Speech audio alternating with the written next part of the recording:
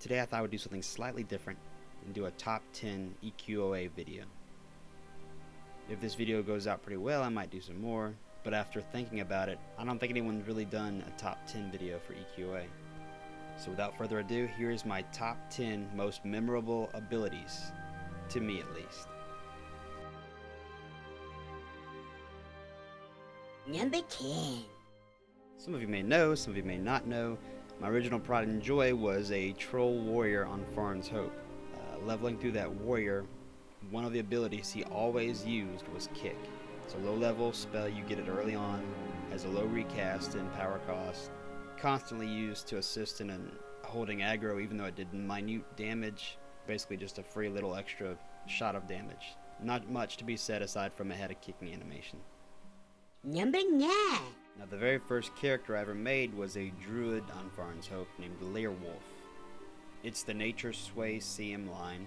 Depending on how many upgrades of the Nature Sway line you bought, it would replace your older wolf forms with different forms that boosted different stats. While the stat boosts were a nice afterthought, the primary reason I got them was for the cute little brownie form that made a little clicking noise every time he took a step. Not to mention the amazing noise he made whenever he got hit. Number 8. One of the other reasons I'd leveled Leer, their 60 wolf form ability. At that time, it was a big black form that most people know today as the werewolf dire form. I remember seeing very few druids in this form at the time, and it's what motivated me to get my druid to level 60. Number 7. Growing up, I was always a fan of horror movies. My favorite classic monster was the Wolfman, so once EQA added in lycanthropy, you can imagine how excited I got. The quest, which at the time seemingly took forever, unlocked the first werewolf form.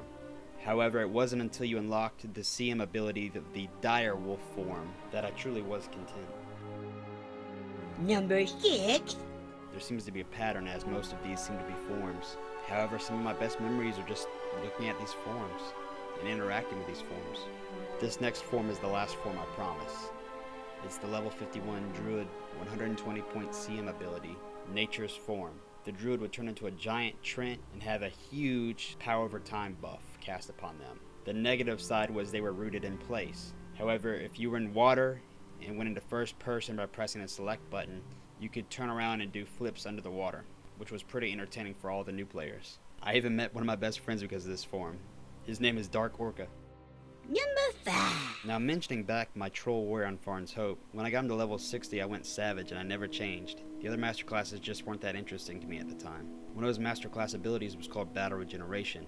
It was a buff that you cast on yourself, and when you were struck by a physical attack, it would cast a tick heal on you. It was 8 ticks of 250 healing, plus whatever your healing over time was. It assisted me a lot in soloing as well as groups when we didn't have a healer. One nice thing about it was you could cast it and leave the buff on you for hours, so whenever you did get hit, you could pretty much instantly recast the buff. Number 4. Changing classes over to my bard on Castle Lightwolf, Hymn of Power. Getting him to level 60 was a blast, but it only got better when I got the Plane of Disease ability, Hymn of Knife. Granted, I know a lot of bards had issues with this ability when they used it on raids. It would give everyone near the bard, in your party or not, a nice healing over time buff that typically drew a lot of aggro. Number 3. Now this next ability I didn't personally have, as I never got a Shadow Knight to level 60, or 51 for that matter. This ability is the Shadow Knight's 51 CM ability that costs 120 points, Unholy Bond.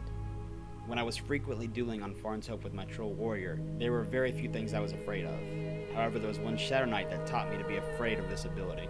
If I remember correctly, I think his name was James Bond on Farn's Hope. Whenever he used this ability, he was a force to be reckoned with. Granted, this was before class balancing. I can't remember dueling anybody with this ability after class balancing. My best memory of this was the fact that it was just a huge damage over time drain that healed the Shadow Knight while dealing serious damage to the opponent. It was more or less a countdown or a timer, granting the time you had to kill the Shadow Knight before it was all over for you. Number 2. Much later on in the game's lifespan, I grew to love the Enchanter class. When I got mine to level 60, I went Animator on him and got his master class ability, Rune of Animation, which eventually led me to get the Rune of Karana ability. This was a very nice proc ability that granted extra damage per hit. I believe it was plus 600 damage. It had a dex modifier on it, and I used that in combination with my Barbarian Rogue, which at the time was a Berserker. he did such ridiculous amounts of damage. He practically would kill Trents by himself with one quad. My Enchanter and my Berserker were quite the force to be reckoned with. Number 1. Last but not least, my most memorable EQA ability is Enrage.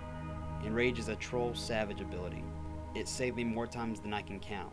In groups, solo, as well as dueling, Enrage was a lifesaver.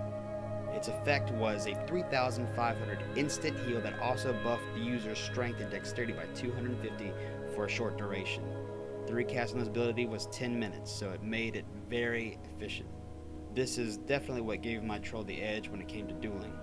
While his dexterity and strength were already maxed, so the buff didn't help much, that heal made him essentially a 13 to 14k HP tank. And that's my top 10 most memorable EQA abilities. Thanks for watching this video, and I know everyone's opinion on these abilities are different, so whatever your top 10 abilities are, feel free to comment them below. If you'd like more top 10 EQA videos, please leave a like, and if you'd like to, subscribe. Thanks and take care.